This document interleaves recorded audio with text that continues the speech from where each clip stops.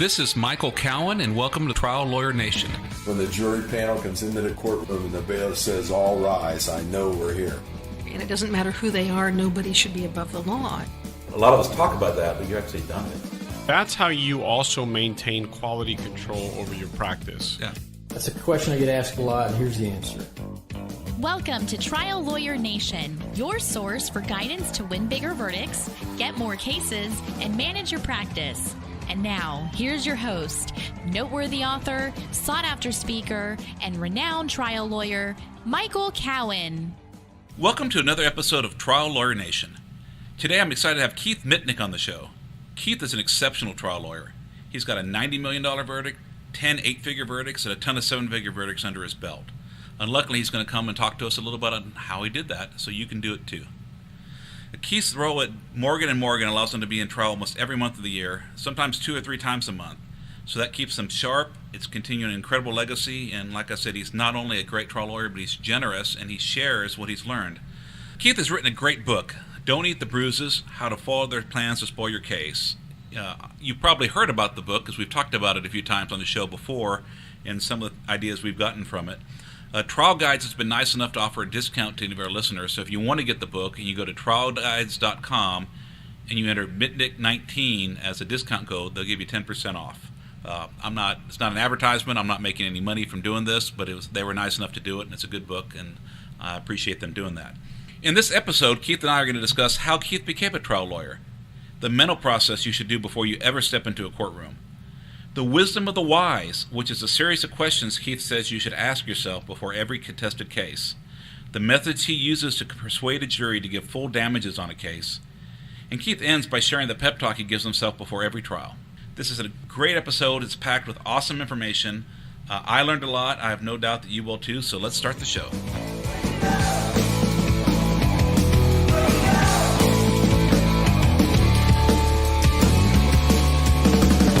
Keith, how you doing today? I'm doing great. I appreciate you having me on. Oh, I'm so excited. I actually listened to your podcast. I've read your book. It's definitely helped me in my trials, and I hope everybody reads it. I want to kind of start from the beginning. What made you decide to become a trial lawyer? You know, it's strange. I don't know whether it was Perry Mason or what. I knew no lawyers. We had none in the family. Didn't have family friends. I truly didn't know a single lawyer.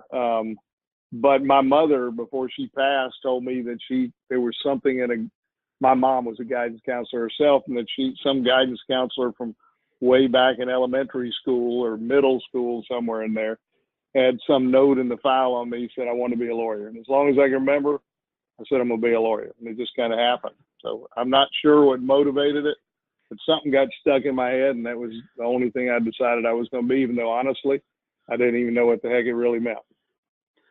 I know how that goes. So you wanted to become a lawyer. What brought you to becoming a plaintiff's trial lawyer?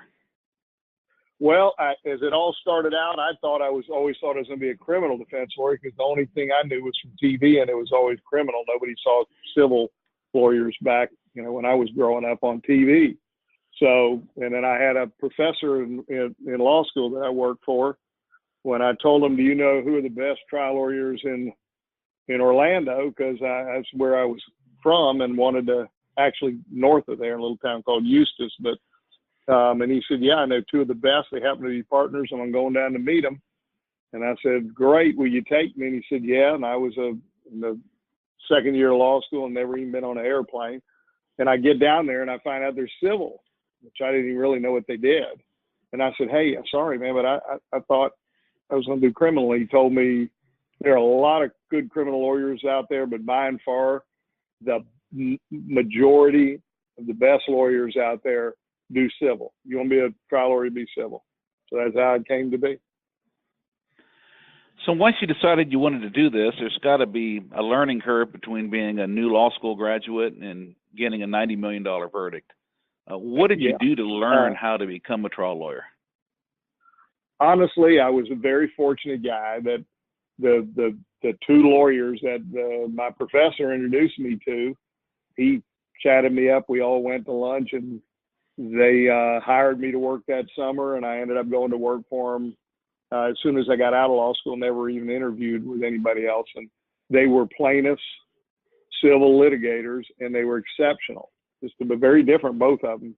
One of them was just a look under every stone and just outwork the other side. And the other guy worked him hard, but he was really brilliant, free thinker. And so I got mentored by exceptional civil trial lawyers who didn't say carry a briefcase and follow me around for 10 years. I tried my first civil case with them 2 months after getting my license, and tried my first med mal trial, first chair, 2 years after getting out, and tried my first chair car crash case about 6 months out. So I just got put in a position to get hands-on experience, and then I just tried cases with these fabulous lawyers, and we would just split the work down the middle long before I was probably ready, and learned in the trenches with them. So, and I'm not good at a lot of things in life. I happen to have a natural gift for this particular thing, and thank God I ended up doing for a living, and had some great teachers, and just started doing it. That's great. Yeah, people say, "Oh, it's so hard to get trial experience nowadays," and I, do what I did. I mean, just go tell people you'll try their cases where all states offered them less than medical bills. You'll get all the trials you want. Absolutely, because most lawyers out there really don't want to go. They're not comfortable going, and they are happy to have someone come along like you just said, and said, "I'll go. You want help on trying it? I'm happy to try it. I'm experienced. Let me go try your case. We'll work a deal out on the fee somehow." And there's a value, even if you don't get that much money, there's just value to getting in there and trying cases. Oh, goodness, yeah. There's great training and workshops and stuff, but unless you're talking to real people, it's not the same. It's just not the same. And look, I think there's a natural stage fright with young lawyers that aren't experienced, and it's understandable. I can remember. How am I supposed to remember what to say, when to say, what's leading, what's not leading, get my evidence in, lay a foundation. I got someone on the other side torturing me, and a judge who may not be sympathetic, and everybody's watching, and I want to look like I know what I'm doing. So it can be overwhelming. And you know what I tell the young lawyers is I've got a phrase, and I mean it from my heart. It's not about being pretty. And what I mean by that is jurors are not deciding over how polished you are in front of them. They're deciding it based on your integrity, your believability, your honor and honesty, and the preparation that you did to get there, not just in the hard work, but the mental preparation of thinking through how it's going to play out and putting yourself in the best framework to maximize your chance of winning. And all of that happens outside of the bright lights and the intimidation of the courtroom. All of that happens where there are no mistakes. You have a dumb idea, no one cares because you were still in the prepping thinking phase. And once you've gone through all that, now the young lawyer walks in court and they sound nervous and stumble and stutter and can't find what they're looking for, and it doesn't go as planned. And if your game plan was a wise one, and you tapped into resources, read the books, talked to more experienced people, and used your God-given gifts of your mind, and you come in there and are straight with the jury so they know you're not BSing them, they don't care if it isn't pretty. In fact, it may endure you to them some. And, years later, it'll get more polished and it'll get more pretty because we all want to walk out of a courtroom and leave them talking. You want the judge and the deputies and the clerks and the court reporters and everybody say, "Wow, that guy was great. But that lady was great." But you know what? When you reach that stage, it'll feel good. And you ought to strive for it. But it isn't going to alter the outcome very much. You already had the ability to win and do a good job back when it was ugly. So long as you had your presence of integrity and you thought through the case and put your right foot forward in your evidence in the right sequence and use the right words. So I always encourage people, quit worrying about looking perfect. You're not going to. That'll come in time, but you can still be an effective litigator. One thing that I've really taken from both your book and you have is it monthly brushstrokes? You've got your brushstroke podcast that I listen to. Yeah, it's on. It's under keithmitnik.com. and every month we do a new little 10, 15, 20-minute audio segment on some of the old strategies. And every time I get a new one, I run up to New York and we film a handful of new ones. So that's a place for me to try to get out new and fresh ideas in a quick and easy, free way to people. Because honestly, I know you and I are cut from the same cloth. We are fighting the same enemy for the same good cause to prevent injustice. And I really feel it's a calling to share as much after years of it. And I've been fortunate to be in, not only have good teachers, but be in a position where I try, 15, 16 trials a year, because that's all I do now. So between the experience and the background and training and some natural gifts, I got some good stuff to share. And I always feel like I don't want to go to my grave and say, and keep that all to myself or just share it at my law firm. So the book and the tapes and the brushstrokes are means for me to try to pass it on for whatever it's worth to as big an audience as possible. Because I know if someone out there says that helped me beat off an unfair defense and defeat it, then I will sleep better at night. One thing I've taken from it, you talk about the use of specific language, analogies. I'm going to ask you about that specifically in a minute, but you really seem to take the time to really think through your case and the best way to present it. How do you structure your life in a way that allows you enough time of uninterrupted deep focus to really do the case right? I can tell you I love the question, because I'm working on, goodness knows I'm not finished, but I'm in the process between trials of working on another book for trial guides. And I'm not sure the title, but it's be something along the line of the art of outsmarting the fun part that sets you apart. In the concept, I've got an audio tape out that's about winning at the beginning. The real concept here is winning before the beginning, which it is, and why I call it the art of outsmarting the fun part that sets you apart is I remember fairly early in my career thinking, I think I really am good at this. But then I'd walk in and hear another lawyer who talked just as good, did a really good cross-examination, and I thought, I can't tell much difference between them and me here in this courtroom, so why do I think I'm better than them? The light went on. And it was, anyone can learn to be a good talker, but what separates you from the pack is the thinking that goes on before you walk in the court. Most of those good talkers were just repeating the same canned routine they do over and over. They got good at that canned routine, like memorizing lines. But the exceptional lawyers separate themselves from the pack because of the mental process of planning before you ever walk in court, recognizing the defense is going to put up a tough defense. They always do. And how can I dismantle it? How can I take everything from them and leave them nothing, at least as an ideal?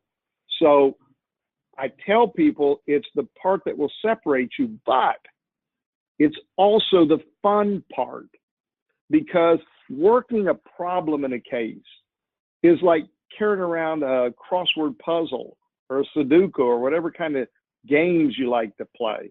It's satisfying. And the beauty of it is, it's a mental process. You can carry it anywhere. You can be on an elevator with a bunch of people and be working a problem. You can be on your back porch in the evening working a problem. You can be in a conversation with someone who is boring the tears out of you and act like you're the best listener in the world because you're working the problem. You do it in your car instead of being antsy to get where you're going. So you can mentally solve the mysteries and puzzles of your case anywhere, anytime.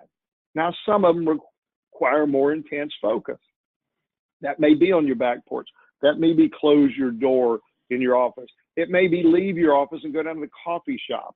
I use erasable boards because, like a mad scientist, I get these ideas and I don't want to slow down. I'm just throwing them up and writing them. And then later I come back and it looks like something out of The Beautiful Mind with a crazy mathematician. But in a half time, I can't even read what I wrote, but it's like you poured all those thoughts out. So what it takes is a routine in your life of thinking the problems in your case with an intense purpose of solving those problems. And it's fun, and it separates the people. I remember reading in a book one time, someone wrote Sherlock Holmes' greatest gifts were not his analytical strengths or his extraordinary knowledge of the science and the arts and of math and physics. It was his ability to focus on a problem long enough to solve it. So what I recommend to people is, please don't shortchange yourself on one of the true joys of practicing law, of trial work. And it happens before you ever walk in court. And it's that I'm going to take a problem and I'm going to think, and I'm going to leave one last thing. I know this is a long answer, but you've tapped into something that's core in my beliefs and what I do. And this is a core principle I use all the time to solve those things. I ask myself, why are we right and why are they wrong? And I do it on every single major contested subject. We got a conflict about this, a conflict. I list them and I say on each one, why are we right and why are they wrong? But you have to, it's a waste of time if you're kidding yourself. You have to be brutally honest. And what you will find on some of those points of contention, you have to say, you know what, they're actually right on that one or those two. And then you ask the ultimate question, which will lead to the promised land. And that's this. Then if they're right on that one, why are we still right overall? And it forces you to look at the pieces individually and then bring them back together and get you to the answers. And if the answer is, you know what, at the end of the day, I think they're right overall, not us. And get another case. We're not mercenaries. This is a calling. But in the vast majority of your cases, answers, we are right. And I do believe in this case. So let me get to why we're right, even though they may win on some of these contested points. So that, and I call it the wisdom of the wise. And always go through, why are we right? Why are they wrong? And do it with intensity when it needs to be intense. Do it more lighthearted so you're still working the problem just as a way of life mentally. And it's not extra work. You're finding the joys, the silver lining and joy that happen in day-to-day practice if you make that a routine part of your day as a trial lawyer. Now, one thing I've noticed, you talk about the language of the case. Why is precise language important, and then how do you come up with what language to use? You got to think through, lawyers, I think a flaw most lawyers have, especially after they got a little experience, is we all tend to think we're silver-tongued devils and the right words are just going to pop off our tongue all the time. And, look, the truth is they probably pop off more frequently than a lot of other people would in different professions, but not that there's no certainty to it. And so you have to recognize I need to sit down and not every word, for goodness sake, you'd be tongue-tied if every word you were being ultra careful of what you said, but on the key words, I call them the framing words, the words that are going to create the structure of your case and carry your case through the assault that is coming when you get into that litigation and the other side's taking pot shots. You got to think about those essential words you're going to choose and think about, is that the best word? And is there a better word? And is there actually a backlash? I picked a wrong word. It sounds good, but it's a backfire word. And it's not necessarily the right first word that comes to mind. I'll give you an example. We hear all the time, accident. And why? Not because we're dummies, because it's an accident report. We argue over the accident report privileges. The doctor talks about the accident. The defense talks about the accident. Everyone in life, they talk about, I was in an accident this weekend. Accident, but it's a bad word if you think about it. Why? It's a defense-friendly word because everyone knows accidents happen. And that doesn't mean someone has to be punished. When accident usually is a counter to punishment. I can remember my dad, mad at my brother and I were racing around and breaking something and wanted to kill us. And my mom saying, honey, it was an accident. It's the opposite of a consequence. So what do you say instead? Crash. What? Crash is accurate. And you know what? Crash makes you cringe.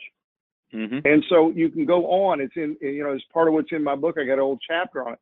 You can go through and do that. If you say following too closely, well, you know what? Anyone drives home on a highway, most of the jurors are following someone too closely, because that's how you drive in rush hour traffic. It just doesn't sound like there's anything wrong with it. But say riding your bumper, tailgating. People grit their teeth and think that SOB. I had one this morning right on my bumper. So I hate that. There is an emotional momentum to certain words, and other words are a thud and a dud. And it just means on these key words, think about how it sounds. And the last thing is get a thesaurus. Get what's called, if you got an iPad, download something called Word Flex. It's a great thesaurus that spirals out, because you know what you'll do? You won't just find new words that mean the same thing. They will lead to similar words that mean something a little different. You go, you know what? That's actually the different kind of word is more accurate what I was after than where I started. And just chase it down and follow the thesaurus and make it a fun part of your trial prep. And the words will be stronger, and your trial will be stronger, and your likelihood of winning will go way up. You also talk about analogies a lot. Why are analogies important? Analogies, it's funny. I read a book that was some neuro-linguistic something psychologist, super duper guy that's a professor at Harvard. And it was like, I don't remember the name of it, but I saw it in Barnes and Noble. I thought, wow, it's about how the mind works. And I thought, that's really great. I'm going to read it. And it was horrible for me, not to criticize the book, but it was really written for somebody in that field of study. But it was a big, thick thing, but I got through it. But I found a gem right in the middle of it. The gem was an explanation for why analogy works. And now that I understand it, and I'll share you the brief of that, is that most people use analogies all the time. Trial lawyers use them all the time spontaneously. I now recommend strongly using them as a pre-trial strategy in which you spend some time coming up with the most powerful analogies. And here's why they work. Here's the beauty of them. Here's why they work, and here's the power of them. The reason they work is all the way back to the caveman days, scientifically. You don't need to read the book. I promise you it's in there.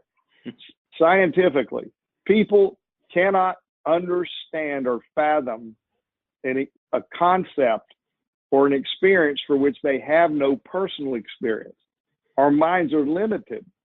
You can describe it all day, and there's a wall that there cannot be a deep appreciation and empathy in connection to what's being explained if you have never had the experience. So how do we learn about other people's experience without having lived every single one of them? Through analogy. I don't know that, but I do know this, and it's like that. That's why if you pay attention, walking on the street and friends, and listen for the next couple of days, how many people say it's like. It's just part of a conversation, because it's part of our means of communicating, without which we would really have dark spots of lack of communication. So what a beautiful thing for the courtroom. And now here's the added benefit and power of analogies if you think about it. We would all love to violate the golden rule. We'd all love to say, what if it was you? Put yourself in my client's shoes. None of us, unless there's some state in the union I don't know about, none of us get to do that. Well, what does an analogy, which is perfectly lawful and permissible, do?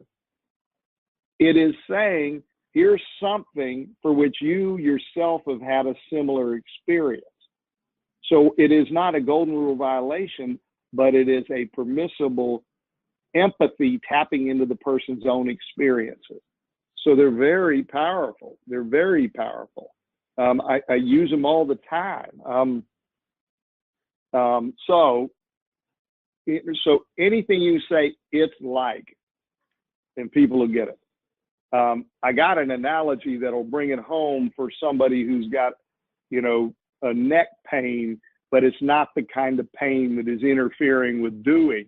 It interferes with the experience of doing. They still are active, but they live with what I call pilot light pain. By the way, there's an analogy, pilot light pain.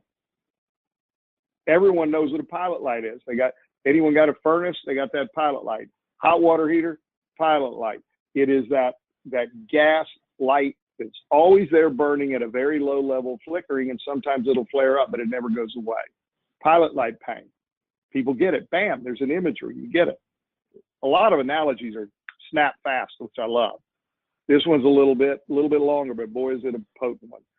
In your case where someone has pilot light pain, they look natural and normal and they're carrying on with life pretty daggum well. Maybe you got some surveillance film and they're loading boxes or mowing a lawn, not catching them in a lie. Just, they look healthy and you're talking about they're really hurt bad, and they are hurt bad. And so how do you communicate that in a way the jury can understand it from their own life experience? Here's an analogy that is beautiful for that. Permanent injury, a forever injury like this that is there lingering, that's a pilot light type injury, and I explain what that is. You know what it's like? Here comes the analogy. It's like somebody who sleeps wrong and wakes up with a crick in their neck. And the guy gets up and moans a little, and his wife says, "What's wrong?" "I slept wrong. I got a crick in my neck." She says, "Oh, I'm sorry, honey. It'll be all right." And he goes to work, and he picks up a briefcase on the way out the door and goes, kind of feels it, kind of stings him a little. Gets in the car, goes to change lanes. He goes to look in his blind spot, and he goes, "Oh," and then, he's having to rotate at the torso to turn. He's got a crick in his neck. He gets to the office and sits down. Well, if he sits long, it's bugging him. So he gets up, moves around. If he stands too long, it's bugging him. And he's up and down all day, goes home, same thing in the car, picking up the briefcase, the same thing. It's there, bugging him. Walks in the door. Wife says, "How was your day?" He says, "It's all right, but this neck thing is really irritating." She says, "Well, honey, if it doesn't get better, you need to go to the doctor." "Nah, I'll be fine." Goes to bed, wakes up the next morning. Grumbles, "What's wrong?" "I was hoping it'd be gone." "No, I'm sorry. It'll be fine." Goes to work, same thing, changing lanes, picking up briefcase, sitting, standing. You know what he doesn't do? He doesn't call in sick to work. It's not that kind of pain. You know what else he doesn't do? He doesn't walk around holding his neck going, "Ow, ow," because people think he's the biggest baby in the world. So he just gets on with his life. But it's there. And it's starting to now on day 2 take a toll and impact his mood. It's starting to put him in a bad mood, even though no one around him would have a clue. And he goes home that day, comes in the door, and he's short with the kids. And his wife says, "What's the matter with you?" And he says, "Sorry, honey, this thing's driving me crazy and it's gnawing on my nerves. This crick in my neck." She says, "Well, you need to go to the doctor." And this time a little less concern and a little more, "I don't want a crank in the house." And he goes to bed now. Again, gets up on the 3rd day, wife's in brushing her teeth, and she hears, "Hallelujah." She says, "What?" And he goes, "It's gone." Well, you know what this kind of injury, this pilot light, but forever injury is like? It's just like that, except there's no hallelujah ever. Now, I promise you, when you do that, everybody on that jurors woke up with a crick in the neck. Yep. Every one of them has gotten to day 2 and thought, if this thing doesn't go soon, I am going to have a fit.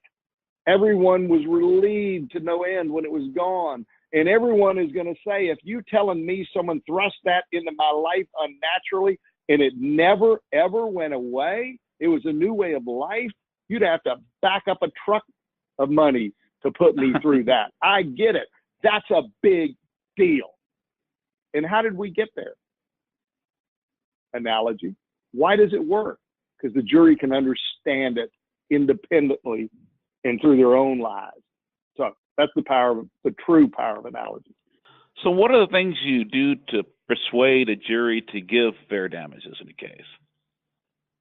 I think there are 2 essential parts to persuading a jury to give what I call maximum justice, full damages, not discount, not half, full damages.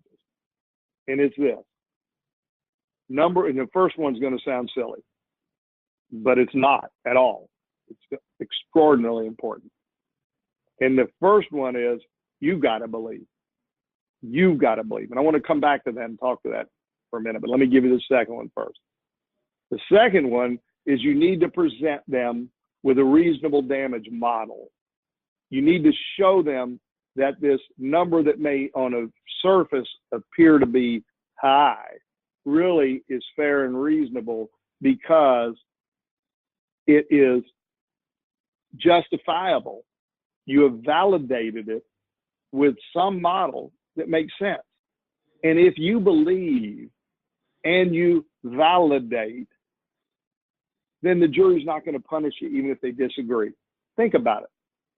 You're going to establish a rapport with the jury or you're in trouble anyhow. Your client hopefully will have done a good job and the jury will have related to him. And if they don't, you're in trouble. But if you presume your client has done a nice job of communicating their injuries and the jurors went away with a good feeling about them, and they have connected with you and find you to be a trustworthy person because you have been trustworthy, why would the jury suddenly turn on you and punish you for giving a number that maybe they think is higher than they're comfortable with? But they go, you know what, but he believes it and he's got some basis for it to validate it. The worst they're going to do is have an honest disagreement, but they're not going to be mad at you and punish you or your client. You know, when they punish you is when you just pick some big number out of the air, you know, without some and blink and act uncomfortable and they smell, you don't even believe it. They think you're BSing them. Well, they will punish you. Yeah. So it is believe and it is validate. But here's the key to me in the belief. I gave myself a little pep talk, and it's really evolved into some of the stuff I say to the jury. But it started this way, because I would get nervous about it, and I'd think, God, if I ask for that much, maybe they won't like me or they'll punish me or something. We all want them to like us. And they do like me, and now they won't like me, and all that craziness going on in your head. And I finally, years ago, had to say to myself, get over it, buddy. Because you know what? Clients don't come to us to have a philosophical debate over who was right and wrong on the road that day.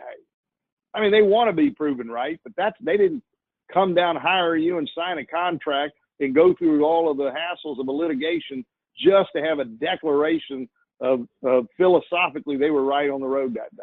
They came to you for a remedy, and that's it. And there's nothing to apologize for that. There's nothing dirty about it. It's what we do in America. When somebody hurts someone else, when someone thrusts injury into someone else's life unnaturally, we don't believe in eye for an eye justice because that's barbaric. We don't go and say, I'm going to tear your neck up. But we also don't believe in turning a blind eye to justice because that's no justice at all. We believe in consequences. We believe in responsibility. And how do we do that? We do that with a remedy. And we do that with a full and complete remedy based on the law and evidence. And we gather a group of appraisers together from the community to put their collective wisdom together and decide what's fair and reasonable for what was taken in the way of help. So going through that in your mind, you go, you know what? There is nothing to be ashamed of. This is what my job is. These people picked me to stand up for them when they couldn't stand up for themselves.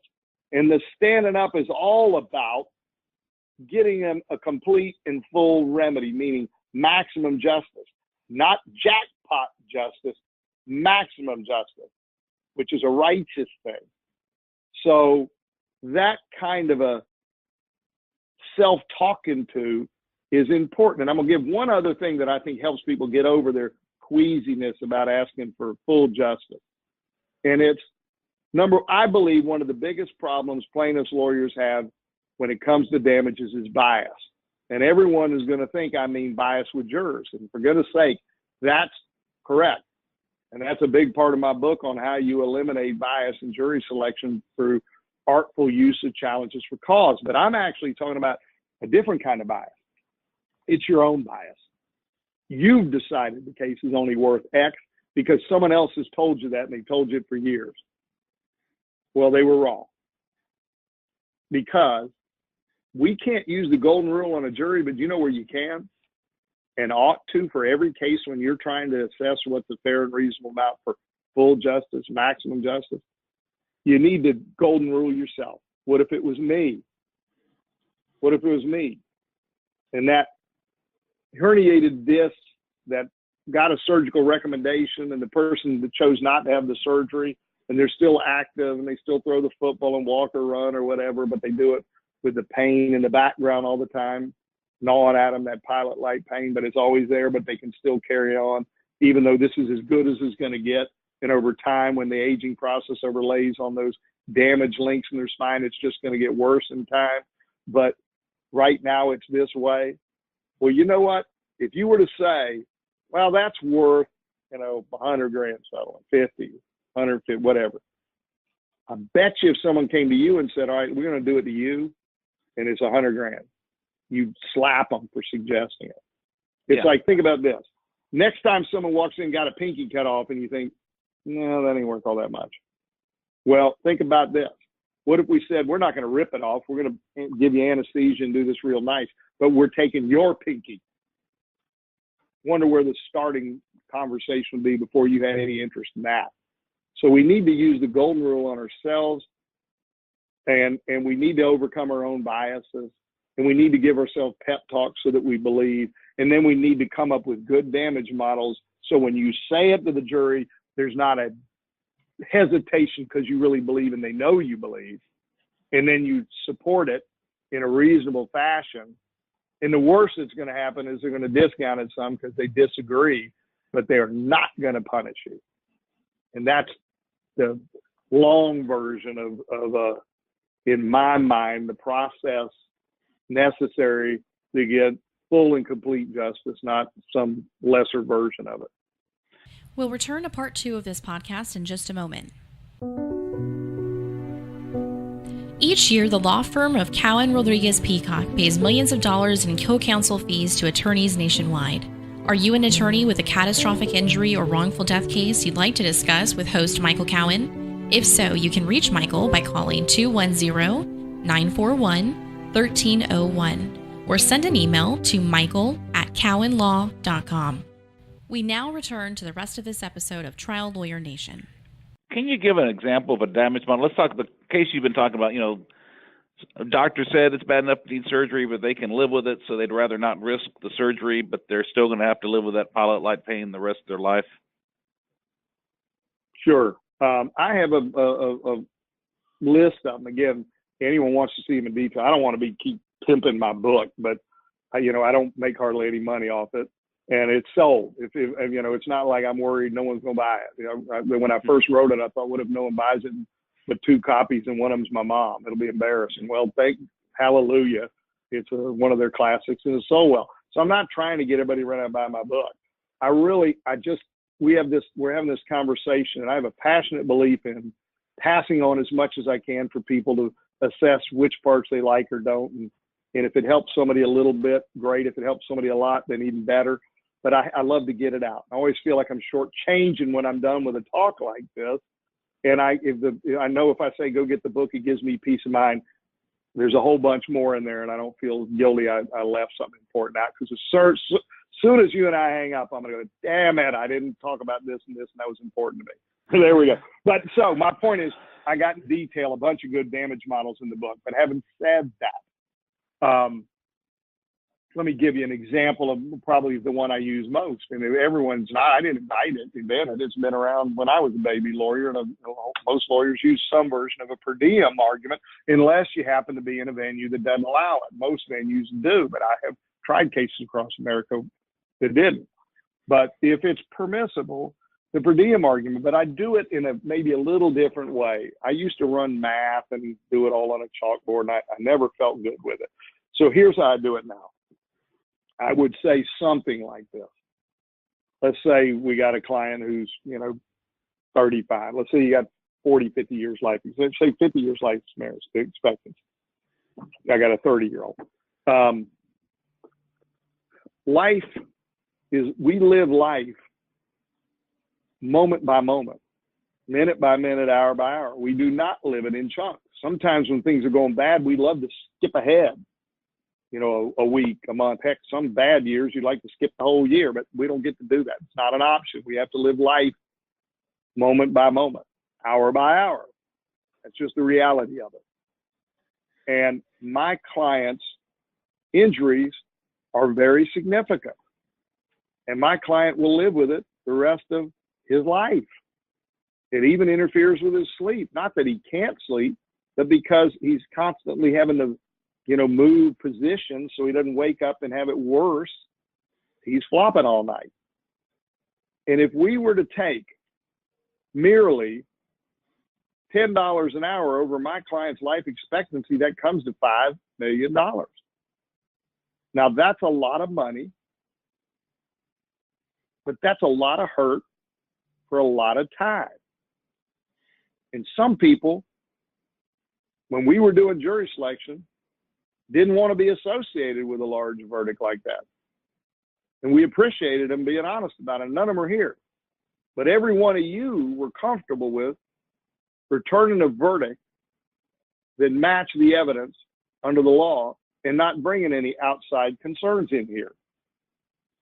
And the fact of the matter, had my client been hurt a little bit, like a sprained strain, like they're trying to convince you of from the defense, but we would be talking about something far less.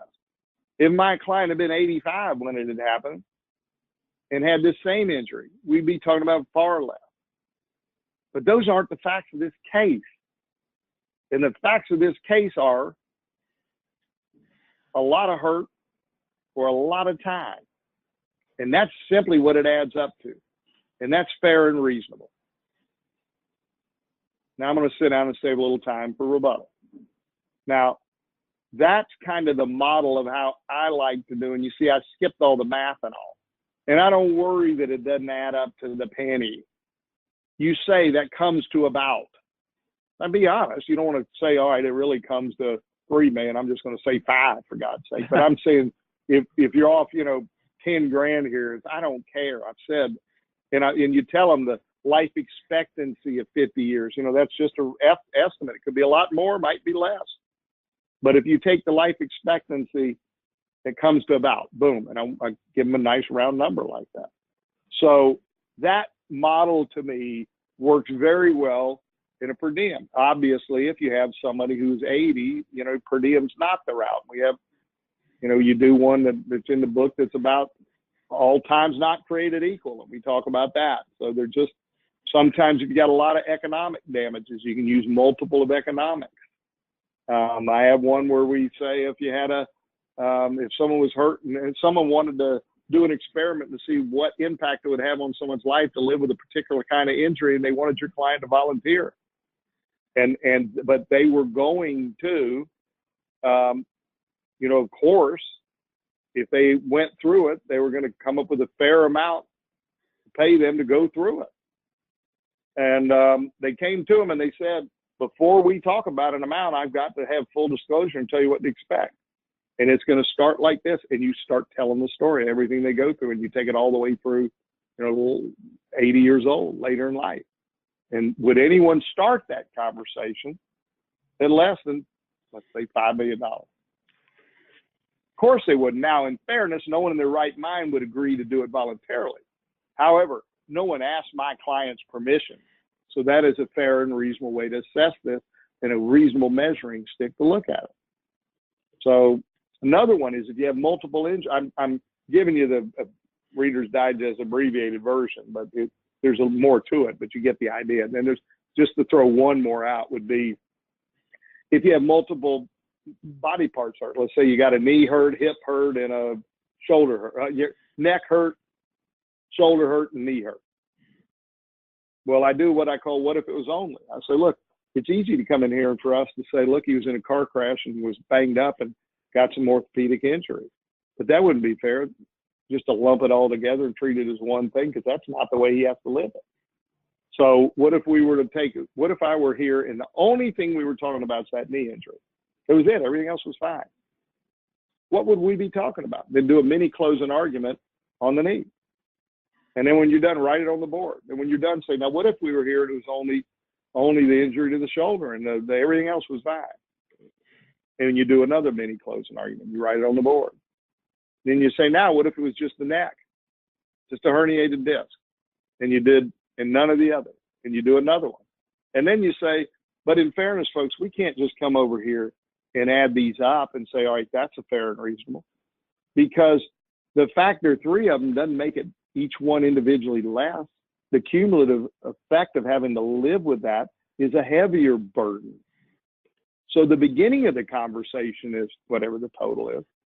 And in fairness, the fair and reasonable amount is going to be something significantly more than that, because the burden of carrying all of those at once makes it worse. So that's another model.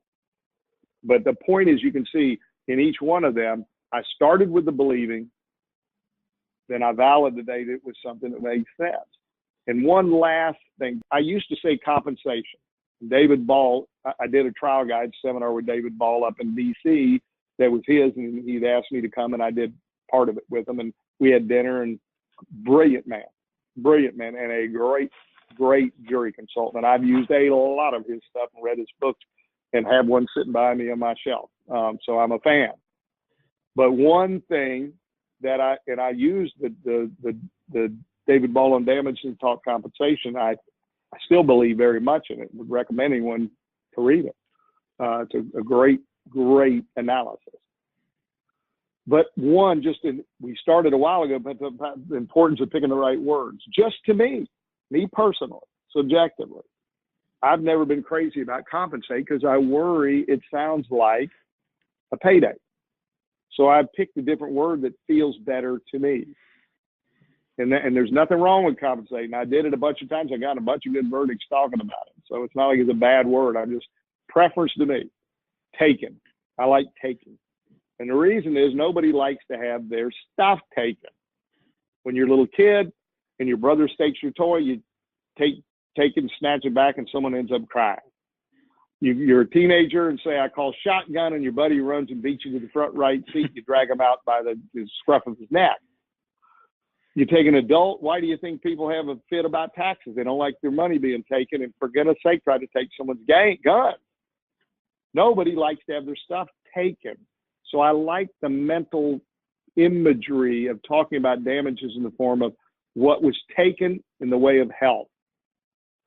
Now, if I got a sweet little old lady that ran a red light because she doesn't see good, I probably am going to tone it down. I won't say she's taking it, offended is taking their health. They're going to say, oh my gosh.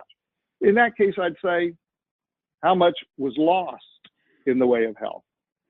But if I got a UPS truck or somebody hit them, we're talking about taken. Because I like the taken, and I like one last phrase on damages. Thrust, and you've heard me say it as I was going through those models, thrust into his life unnaturally. Why do I like that so much? Because you're going to have jurors sitting out there fidgeting around in their seats, and they're having pain because they got a bad back. And the natural thought is, well, no one gave me a bunch of money. And by saying thrust into her or his life unnaturally, you are separated yourself, and it's almost biblical. It's unnaturally thrust into their life. If there's no comparative fault, thrust into his life unnaturally by no fault of his own. He was out on the road that day minding his own business. Powerful phrase, minding his own business. When someone else who wasn't doing their job on the road that day slammed into him and thrust this into his life unnaturally by no fault of his own. And now it's going to be there forever. So I've kind of gone on, but I hope I've packed some good stuff in there. You have. I've loved it. How about dealing with, I don't like to call them experts because I think the only they're expert in is lying for money, but the defense's paid opinion witnesses. Yeah. Any tips for us on dealing with them? Yeah, I got two. One is, I believe the best place to cross-examine an expert witness is to start it in opening. And why I say that is that if they go back to them and over and over and over and over, there's a reason. They got good credentials, they're good talkers, they're good persuaders, and they're charming. And when they're done on direct, the jurors all want to go have a cup of coffee with them. That is a very difficult witness to cross-examine. So what do? Get out in front of it. An opening statement. They're going to be bringing this witness, Dr. Jones. He's a doctor. Now, let me tell you what the evidence is going to be about Dr. Jones. They hire him all the time. The defense uses him all the time. 90% of the time, he testifies it's for one side in a lawsuit, it's the defense. And 80% of his income comes from working, being hired by one side in a lawsuit. And he makes a lot of money. And if you're in a state, you can give the money. We in Florida, we can say in the last 3 years, he's made, $2 million by representing the defense. He's made work for these lawyers 30 times. And in this case alone, he's going to make north of $20,000. And let me just tell you what the evidence is going to show he's going to say. I know we got to ask him and grill him before he ever came in here. He's going to tell you, even though my client had no problem in her neck for the 10 years before this crash, no injections, no therapies, no chiropractors, no one recommending surgery, let alone doing surgery. None of that for 10 years before. My client was in a crash and the pain started immediately and went to the emergency room, and it's never gone away. And he wants you to believe the sudden onset at the moment of this crash is all just a big coincidence, and the crash had nothing to do with it. It's just the normal aging process. That moment decided to start acting up. That's what Dr. Jones is going to say. Now, you know how he's going to be here? You'll know when Dr. Jones arrives, because the judge is going to say, call your next witness, and one of these lawyers over here is going to say, we call Dr. Jones, the guy that's going to come in that beautiful suit, probably gray, maybe blue, with that wonderful gray hair, perfectly coiffed, is going to come walking through the back door. That'll be Dr. Jones. Well, you know what? Dr. Jones is going to walk in and he's going to start charming everyone's pants off, and they're going to have their arms crossed. And he's going to think, what is my fly down? Why isn't this working this time? And you got out in front of it and you beat them to the punch. So that's a big part of it. One other little tidbit is they are likable often, and particularly like in a medical malpractice case. They bring down someone from Harvard or Yale or Duke and the head of the department and got a CV, as thick as the War and Peace, and no one is going to believe just because they're getting paid $25,000 that they just walking in there lying through their teeth. It's hard sell. And I'm a big believer in trial of the path of least resistance.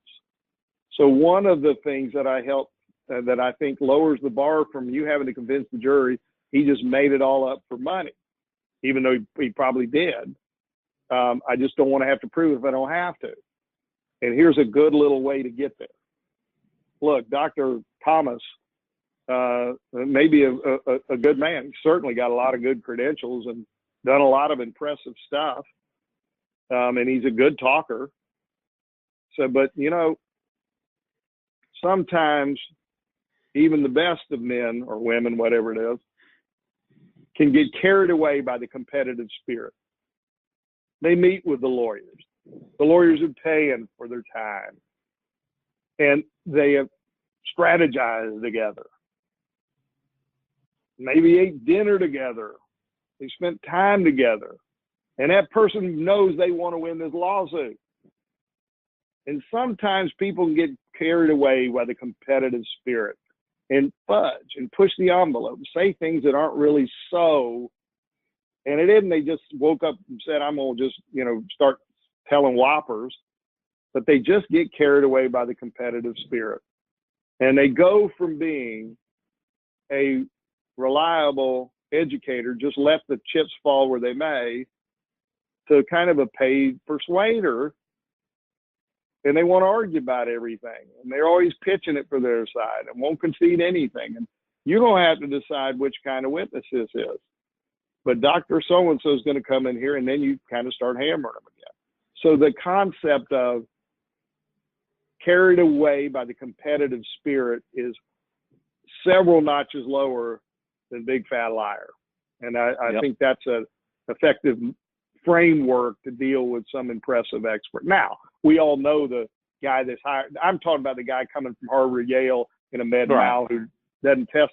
If you got that guy that every week's in front of a jury in a car crash for State Farm, then I wouldn't give him that. I'd just treat him for what he is. So I want to go on. We've been talking for about 50 minutes, but I still want to talk to you some more if that's okay. Yeah, I don't mind at all. All right. Listen, I think what you're doing, taking over and over your time to try and share your extensive knowledge and skills and bring other people in that have got years of experience and some ideas is a very selfless act. And I know that's when I said earlier, we're cut from the same cloth.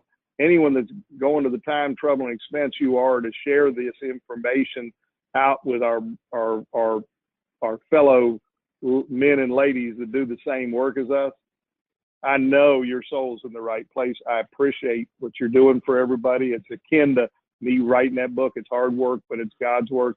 I appreciate what you're doing, and I'll talk to you as long as you want. I appreciate that, but I'm also selflessly, I've got trial on Monday, and I'm taking notes for things I'm going to try to. Good.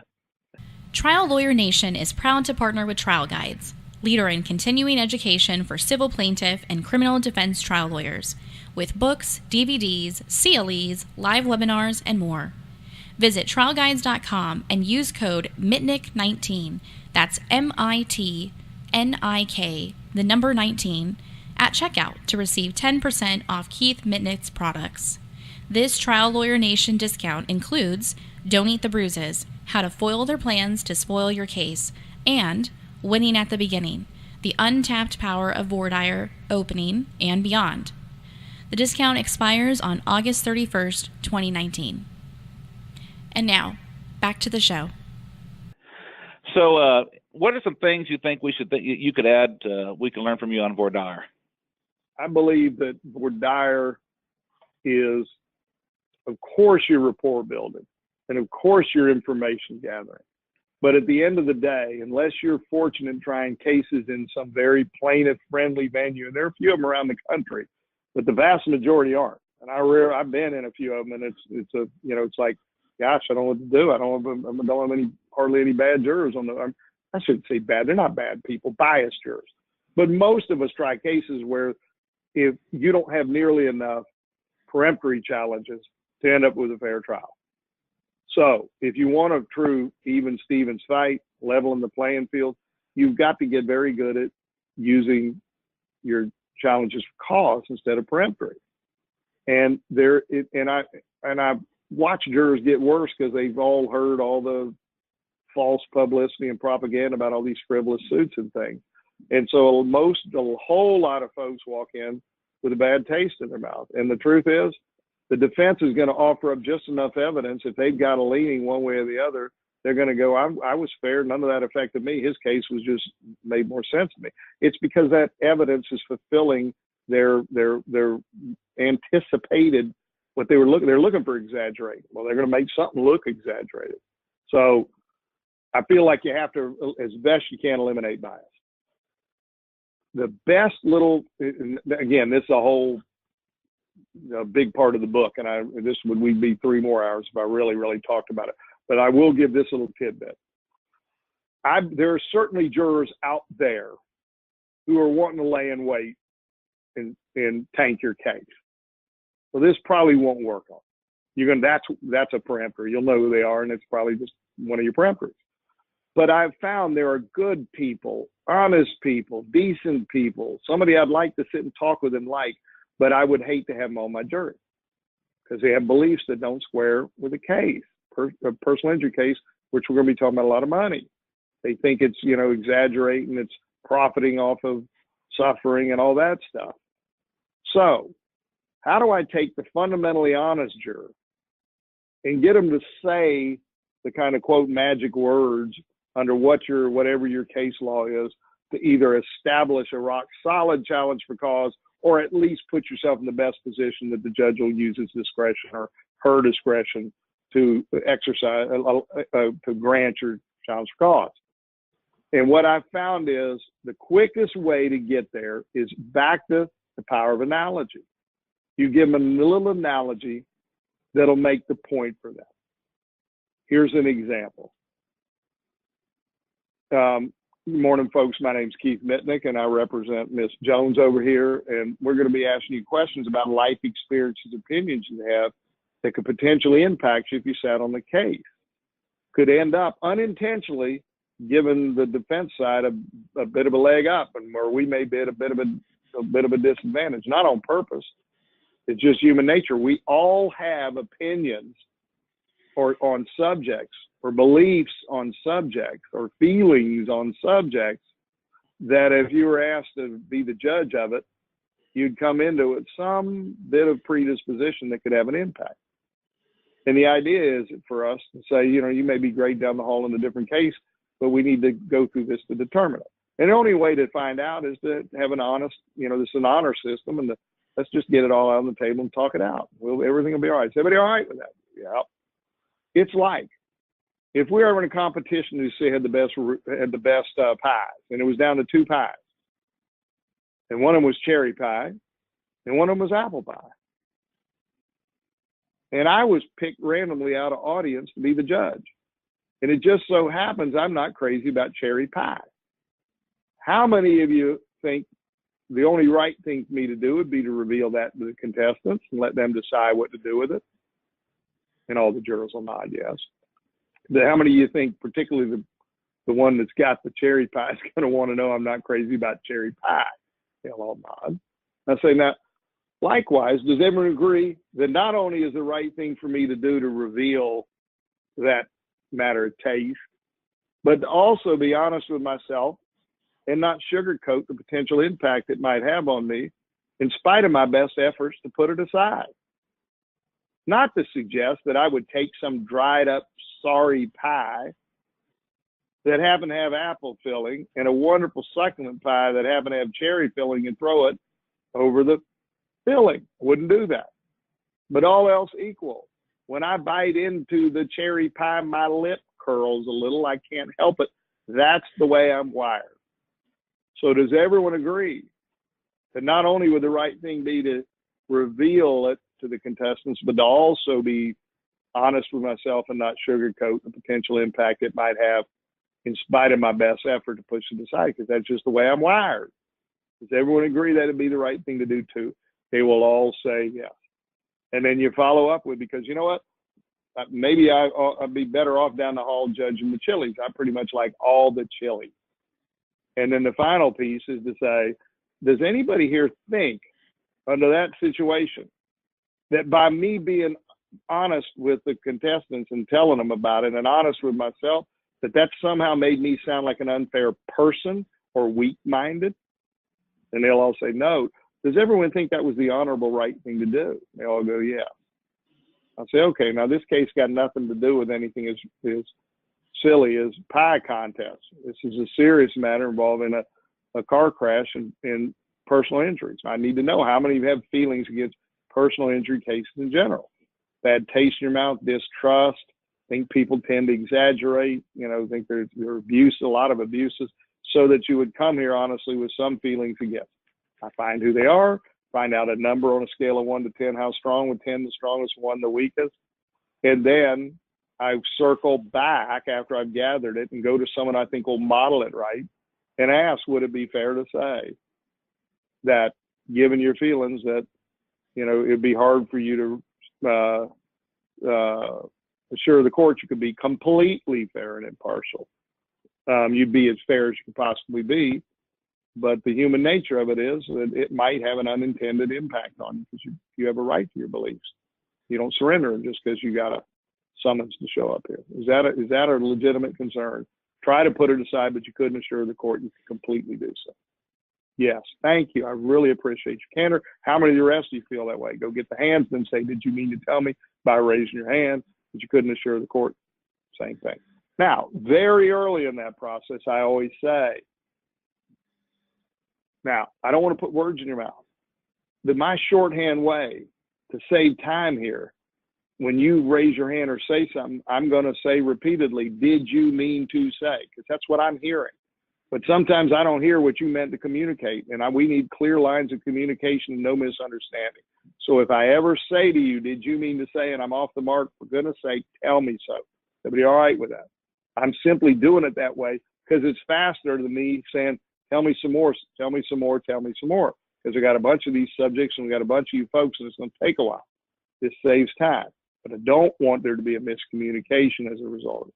That's important because you don't want to look like you're pistol whipping in the confessions to the judge, to the jurors, and you're not. And so you're explaining why I'm doing it this abbreviated way. And you will be surprised how you can eliminate a lot of bias once it starts rolling. And it's quick, it's laser quick. It's a little clunky when you first try it out, but when you've done it once or twice, it becomes very comfortable. Pick something that's an analogy. I hear things like, I've used a competition who said had the best book. One of them was a romance novel and one of them was a mystery. I'm not crazy about romance novels. You can do it with movies. You can come up with, in California, cabs versus, Pinots or Merlots and wherever you happen to be. My favorite one I use most of the time is a barbecue mustard sauce versus tomato. I'm not crazy about tomato sauce. I will say, and I've heard people say, hey, I use what kind of wing sauce I like. It doesn't matter as long as it's real to you. And the one thing I want to add before I leave that is this. When I started, I used to say I prefer mustard-based barbecue sauce when I do my ribs. I realized, bad analogy. Most of those jurors aren't in love with the defense lawyer and pulling for them. It's that they have some feelings against us, our side. So whatever it is, isn't I prefer, it's I'm not crazy about it. And don't say I hate anchovies. That's way too high a bar to clear. That need to be hate. I'm not crazy about cherry pie.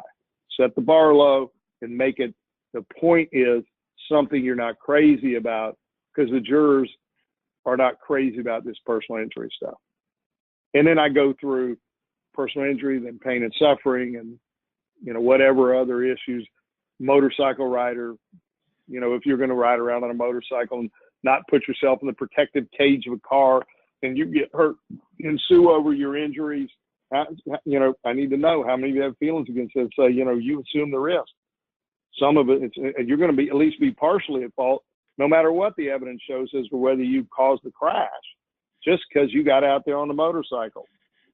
How many of you feel that way? So that's the voir dire in a nutshell.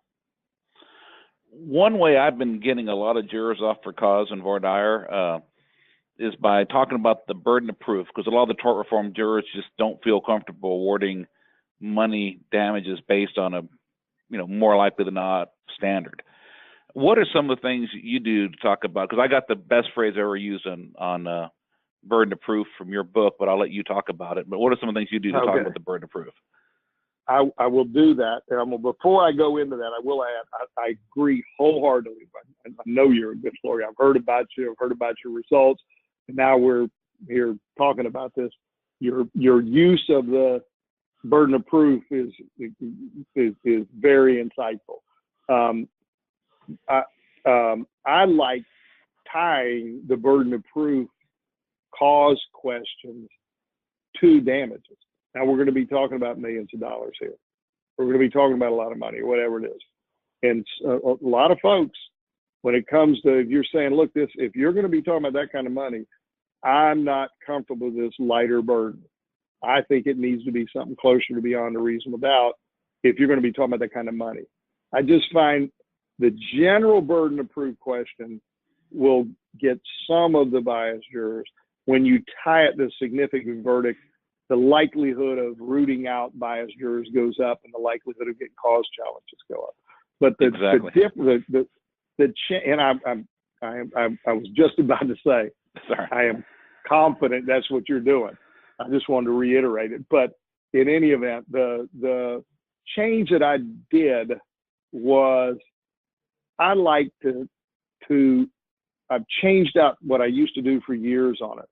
And what I would do now is to say, I want to talk about the burden of proof, and we've all heard in criminal cases beyond a reasonable doubt. And that's a very black and white certainty kind of situation. If we're going to put someone in jail, take their civil liberties away in a criminal case in America, then it needs to be beyond a reasonable doubt. Meaning, if you were to sit on a criminal case and say, this is a terrible crime, and I'm almost certain he did it, I'm really convinced he did it, but I do honestly have a little doubt, and that little bit of doubt's reasonable.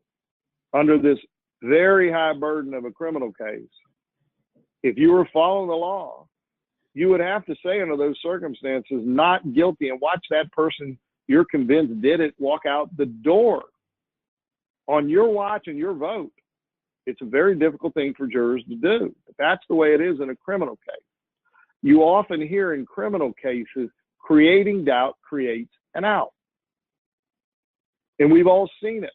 They hire experts, throw up anything that'll stick, all trying to create a little bit of reasonable doubt so they can get the guilty guy off. We've all seen that on TV with criminal cases.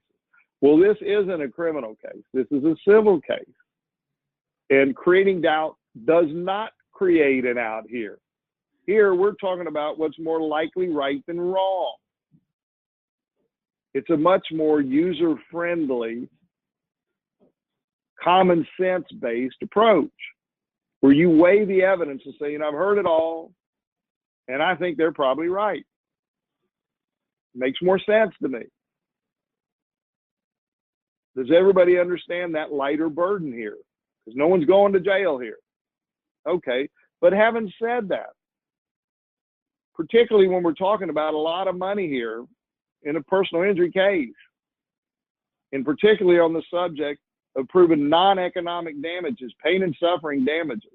A lot of folks say it ought to be something closer to that criminal burden, beyond a reasonable doubt. And this lighter burden of simply proving what's more likely right than wrong just isn't enough. It doesn't square with their beliefs. And I need to know how many of you feel that way. And no, I'm not suggesting any of you are going to thumb your nose at the judge once he gives you an instruction. I'm sure every one of you will try to follow it. Here's the problem. It's easier said than done. And there's not going to be a meter attached to your fingers back there that's going to go beep, beep, beep. You're raising the burden when you go to deliberate. And it's very hard if your belief is it ought to be more, not to unintentionally or inadvertently raise the bar some. Does everyone understand my concern? So what I need to know is how many of you feel honestly, I think particularly on the pain and suffering, when you're talking about a lot of money, the burden of proof ought to be higher than this merely showing greater weight. And honestly, I'll try my best, but I honestly couldn't assure the court I wouldn't end up raising the burden higher to square with my beliefs. Does everybody understand? How many of you feel like that honestly? And go get their names. And you try to follow the law, and you're not going to ignore it, but that's your, and I like this phrase, that's your best honest answer. Is that fair? Yes. And now you're getting all those folks for cause, and you have started the concept of creating doubt doesn't create an out here. And you can get in closing argument, and they throw up all their stuff to see what sticks, like the criminal guy trying to get them off for a bad deed.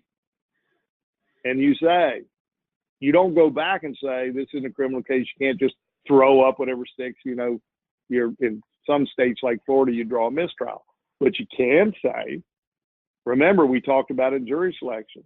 It's in a criminal case. Creating doubt doesn't create an out here. And they'll remember that conversation, reconnect with it, hopefully see it for what it is. I could talk to you for hours, but I want to try to close it up by talking about closing. Anything in particular you can tell us, guidance for closing? Yeah, I could talk about closing till the cows come home, and I bet you could too. It's kind of the reward for a hard-fought battle is your closing argument. It's a joy, but I will give a little something that I think helps skilled lawyers, and dang sure will help younger lawyers that are still getting their experience under the belt. But I tell it to grizzled vets out there, and they'll walk away and like it. It's a really simple information management tool that involves index cards. And here's what my suggestion is. Number one, have a journal on your desk that keeps track of just three-ring binder, a legal pad, something.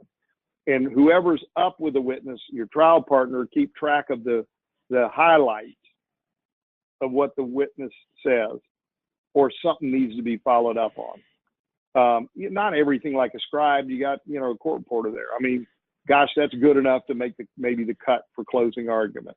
Whoops, that's bad. We better deal with it. And then when the other lawyer's up, you take turns and you keep it all there. So on the evening before closing, I do what's called walk down memory lane, and we go back to what the witnesses said that was really substantial enough to be considered for closing. Well, you've got it's all there. You don't have to try to recreate it from memory, tired and worn out.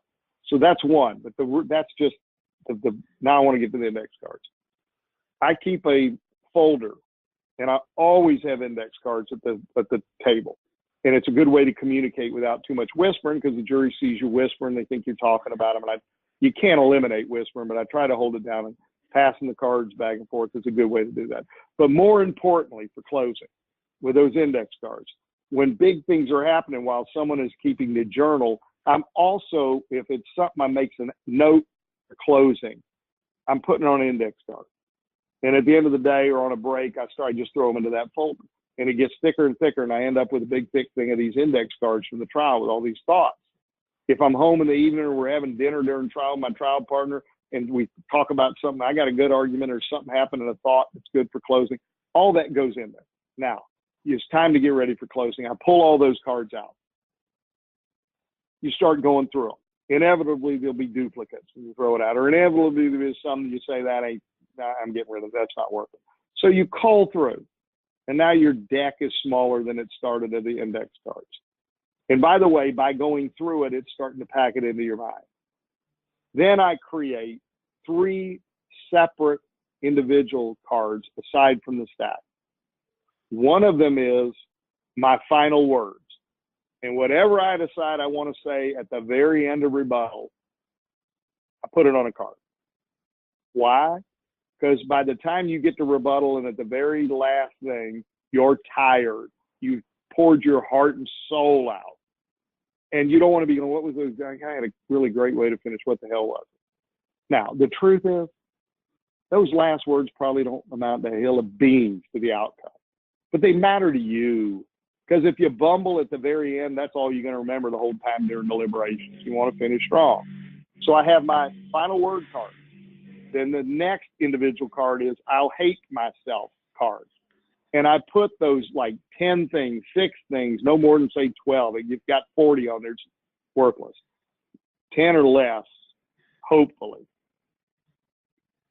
If I forget to talk about one of those, the whole time they deliberate, I will hate myself and say, Mitnik, you fool, you didn't bring up this. How could you do it? And if you lose, it'll haunt you for the rest of your life.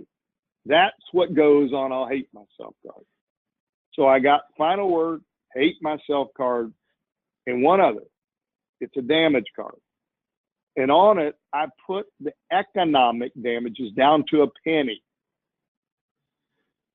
And then whatever, let's say I've got my per diem ready and the total number it comes to, and I'm using 10 an hour. And I thought of a great phrase to make the point. I didn't want to forget to say something like this. It isn't about how much you're going to get. It's about how much was taken. What's the fair value of what was lost in the way of health? I'm going to tell you this again, folks. This is so important. It is not about how much you're going to get. My client would rather have his health back. It's about how much was taken in the way of health. What's the fair value of what was lost? Well, I don't want to leave that in the damage argument out. I want to make sure, and I know that's one that's really important, but occasionally I get up there and go, damn it, I forgot that one. So that's going on just below down to the penny economics, or any little reminders I want for the non-economic on that card. There won't be much, just enough. All keeping in mind you're going to be tired.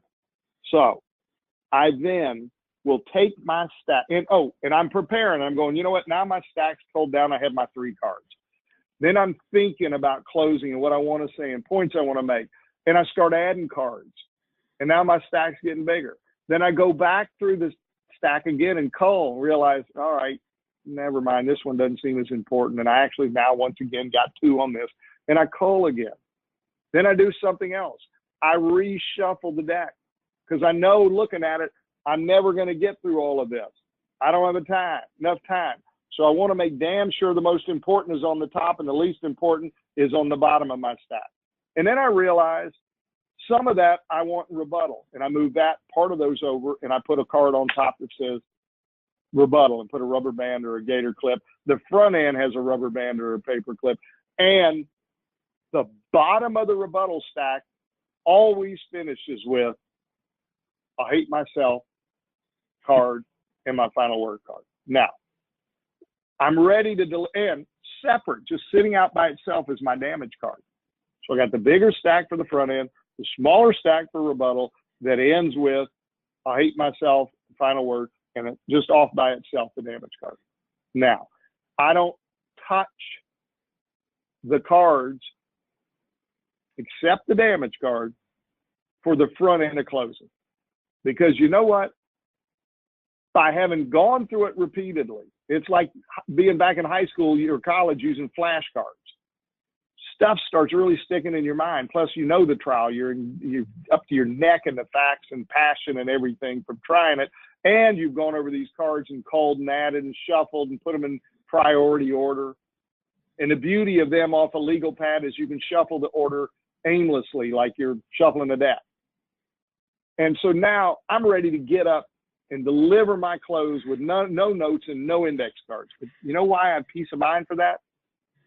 Because I know I'm going to get to sit back down and do a rebuttal, and I'm going to go through that front end stack, and anything I missed, I'm going to move it over to the rebuttal stack. So it's not like if I miss it, it's gone. And I know I got my hate myself card. So I get up and deliver my close. When it comes time for damages on the front end, I will say, now, I'm not good at remembering numbers, and I didn't want to get them wrong and be criticized for it. So I wrote on this card the exact amount of the economic damage. And I bring it out. And I give them the number and write it into the verdict form. Now, honest to goodness, I could just pre-write it on the verdict form and not go through all that. So why bother? Because it gives me a chance to peek down at the reminders I put down there on the non-economic. So then after I write them, I put that card down, I plant myself in front of them, I look at them, I believe, and I deliver, and I validate. Now I sit out. Now, as soon as they get up, you know how anyone's ever tried a case knows this. And if you haven't tried one, I promise you it's true. The defense is going to say 3/4 of it is going to be of some interest to you. Of that, about half is going to be intense interest. And another fourth is going to be googly goop you can care less about. And you develop a skill in the courtroom of listening very intensely to the hot stuff and listening less but still paying attention when it's googly goop. And what am I doing when they're into the nonsense I don't care that much about? I'm going through that first stack and I'm discarding left and right. Covered it, didn't. Put that aside. Covered it, didn't. Covered it, didn't, but now I don't give a damn at this point. No. Now I've gone all the way through.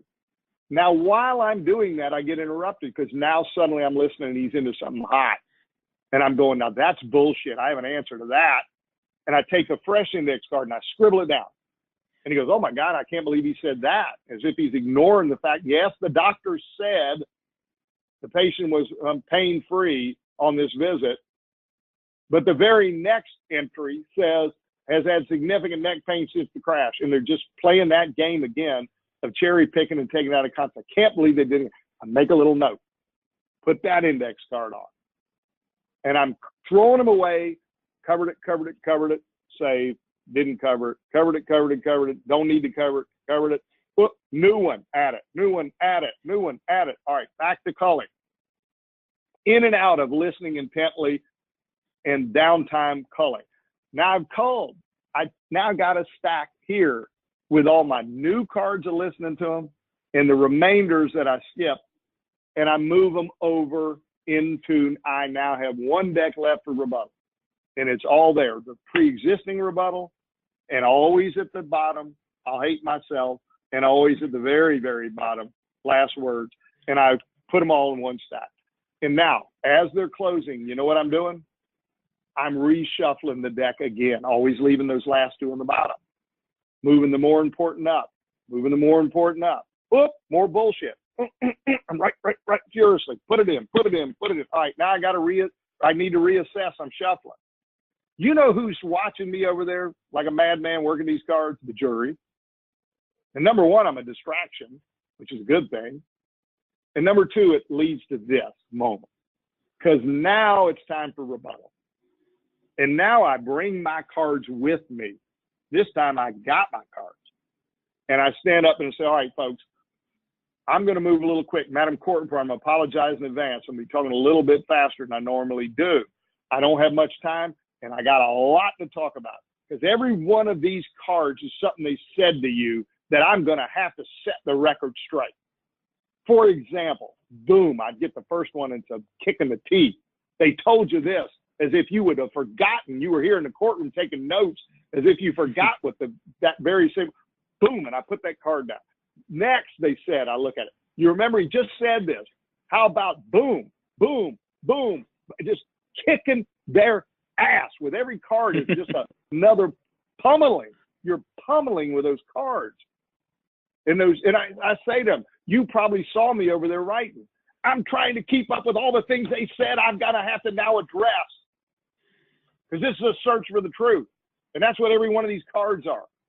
And now they can't wait for you to pull the next card out. And now the judge says, Mr. Mitnik, you got 5 minutes or 3 minutes or whatever the hell it is. Then I quickly take a look at the next few cards. Now, I know I've covered the hottest stuff because it was on top. And I knew I was never going to reach some of the bottom, but it made for a great visual aid to have that old stack. And it gave me peace of mind. I kid myself that maybe I'd get through them. I never do. As I'm looking through and make sure none of those top ones are hot, guess what else I do? I look at, I'll hate myself card. And it never fails. I go, oh, shit, I almost forgot this one. And then at the same time, I look at my final words card. Now, nobody knows that's what I'm looking at. I'm just going through this ass beating card after card because I'm out of time to pick which are the best ones. So then I say, look, folks, I wish I had more time, because in my heart of hearts, on behalf of my client, this is serious business. It kills me to sit down and not cover every one of these and hold the stack up. But I'm just out of time. And it's time that we relinquish this to you. And we worked very hard handpicking you. A whole lot of people were called, but only a few were chosen. And it's time to pass it over. But before I sit down, I got a couple other things I want to say to you this last 2 minutes I have. And I take the rest of the cards and just kind of flip them down onto the whatever's in front of me I can find. Now, I don't make a production and sling them all over the damn room. That's over the top. But just enough, and the jury goes, God almighty, I wish he had some more time. He was killing them. Look at all them more ass beatings out there. And then I now know there ain't going to be any skipping. I'll hate myself, because I looked at my little list and I say these two things, and then plant yourself in front of them. In my final words, I don't have to draw in my tired brain, exhausted and spent, because I just looked at it. And then you can say, and folks, I ask you to do this. Please bring back a verdict that recognizes this wasn't all just a big coincidence, and that the truth matters. Thank you. And you sit down and you finish strong with those words you pre-planned. And I'm not going to go, damn, I left something out because I hate myself. And I didn't need cards on the front end because I knew I had them waiting on the tail end, and having gone through them and over and shuffling them, it packed it into my brain. And as I'm adding to it, I'm able to shuffle the priority because of the mobility of the cards. So that's the card trick. That's awesome. Well, man, I wish I could talk to you forever, but I think we're almost at an hour and a half, so we better start wrapping it up. If somebody wants to learn more or to get in contact with you, what's the best way? Yeah, let me tell you this. There's I have something that I'm really excited about. If we don't have time to talk about it, I call it putting an end to the defense, belittling pain. And a tiny example of it was the pilot light. I got a whole memo I did in-house to our lawyers about strategies to put an end to them belittling the pain just because you can't see it. And it's really, really stuff that makes a difference. I will be happy to share that with anybody that wants it. If you will simply email me at kmitnik@forthepeople.com. That's FOR, thepeople.com. kmitnik@forthepeople.com. if you send me an email and say, hey, I appreciate your offer, enjoyed it, do you mind sending me your memo on belittling pain? I will fire that out to anybody that sends it and ask me about that.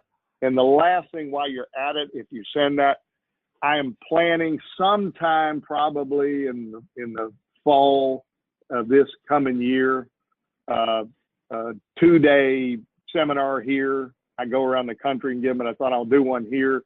And if anyone is interested in it, no commitment, but you say, I might want to come. If you will say, hey, I'm interested in maybe coming, I'll make sure when I pick a date, I just notify you of it. So that's that. And thank you for listening to me, everybody out there. And thank you for having me. And I know you will do a fabulous job at that trial. And let me know how it goes, please. Thank you. And I appreciate it. And I hope to see you at that event in the fall. I'm definitely going to try to make it. I would love to see. Heck, if you come, I'm going to put you up as a guest speaker. Thank you. All right. Y'all take care.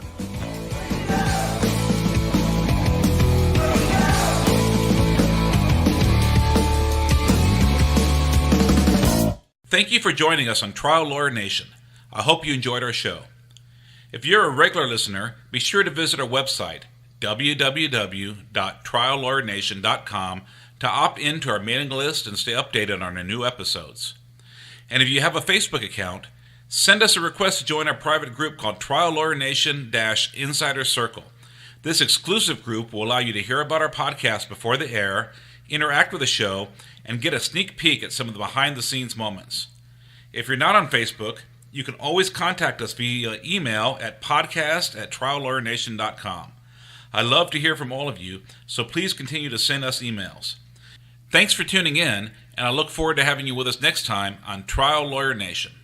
Trial Lawyer Nation is proud to partner with Trial Guides, leader in continuing education for civil plaintiff and criminal defense trial lawyers, with books, DVDs, CLEs, live webinars, and more. Visit trialguides.com and use code Mitnik19, that's MITNIK, the number 19, at checkout to receive 10% off Keith Mitnick's products. This Trial Lawyer Nation discount includes Don't Eat the Bruises, How to Foil Their Plans to Spoil Your Case, and Winning at the Beginning, The Untapped Power of Voir dire, Opening, and Beyond. The discount expires on August 31st, 2019. We look forward to talking with you again soon as we continue to explore powerful insights from our amazing host and remarkable guests here on Trial Lawyer Nation. Until then, please be sure to subscribe and review this podcast on iTunes or your favorite listening app so we can continue to reach more listeners. Visit us at www.triallawyernation.com to send us a message, listen to previous podcasts, or learn more about Michael Cowan and our guests. This podcast has been hosted by Michael Cowan and is not intended to, nor does it create the attorney-client privilege between our hosts, guests, or contributors and any listener for any reason. Content from the podcast is not to be interpreted as legal advice. All thoughts and opinions expressed herein are only those from which they came.